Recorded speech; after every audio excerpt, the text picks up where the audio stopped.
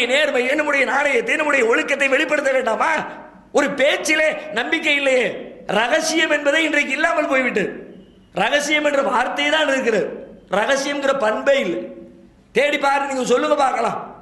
ரகசியத்தை பேணுறாங்கன்னு ரகசியம் என்று சொல்வார்கள். எப்படி? ஒருத்தர் என்று சொல்லுவார் ரகசியமான செய்திப்பானு, நானும் ரகசியத்தை எப்படி பாதுகாப்பேன்? அடுத்தவர்கிட்ட சொல்லிட்டு, தம்பி ரகசியம். ரகசியம் எப்படி பேணப்படுகிறது? ஒவ்வொரு மனிதனிடமும் ரகசியமாக செல்கிறது. ஊரறிந்த ரகசியம் ஆயிடுது. உலகத்துக்கே தெரியுமா, ஆனா அது ரகசியம். ஏன்? அந்த செய்தி போகும்போது டைட்டில் ரகசியமா தானே போகுது. ரகசியம் ரகசியம் ரகசியம் ரகசியம். செய்தியில் ஒரு ஒரு ஒரு செய்தியை சொல்வதற்கு நம்பகமான மனிதர்கள் இல்லை என்று சொன்னால் மனிதன் தன்னுடைய கருத்தை யாரிடத்தில் பகிர்ந்து கொள்ள முடியும்? நபிகளாருடைய காலத்திலே பார்க்கிறோம், ஒட்டுமொத்த தோழர்களிடமும் காணப்பட்ட ஒரு அருமையான பண்பு. நபிகள் நாயகத்தில் வேலை செய்த சின்னஞ்சிறிய சிறுவர் அனஸ் ரலியல்லாஹு அன்ஹு ஒரு நாள் நபிகள் நாயகம் ஒரு வேலைக்கு அனுப்பி வைக்கிறார்கள். போய்விட்டு வீடு திரும்புகிறார். நேரம் தாமதமாகிவிட்டது.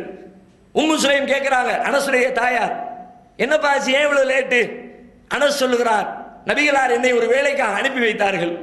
உடனே அடுத்த கேள்வி, என்ன வேலை? உடனடியாக அனசுடைய வாயிலிருந்து பதில் வருகிறது, இன்னஹா சிர்ருன், அது ரகசியம். சின்ன பிள்ளைங்க, 10 வயசு கூட நிரம்பாத ஒரு பாலகன் நபிகளார் ஒரு வேலைக்கு அனுப்புகிறார்கள். தாயார் கேட்கிறார், என்ன செய்தி? அது சிர்ருன், ஒத்த வார்த்தையில் அழுப்பலோ அதெல்லாம் ரகசியமா ஒன்று சொல்ல முடியாதுமா, கெஞ்சு ஒண்ணும் கிடையாது. வெட்டு தெரித்தார் போன்று வார்த்தை வருகிறது, இன்னஹா சிர்ருன், அது ரகசியம்.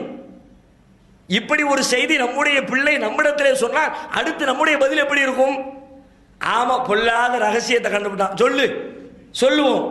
அந்த தாய் சொல்லுகிறார், ஃபகாலத் லா துஹத்திஸன்ன பிஸ்ஸிர்ர ரசூலில்லாஹி ஸல்லல்லாஹு அலைஹி வஸல்லம் அஹதன். மகனே, அல்லாஹ்வின் தூதருடைய ரகசியத்தை என்னிடத்திலே எப்படி மறைத்தாயோ அப்படி அனைவரிடமும் மறைத்து விடு, யாரிடமும் சொல்லாது. இதுவல்லவா அமானிதம், நம்பிக்கை.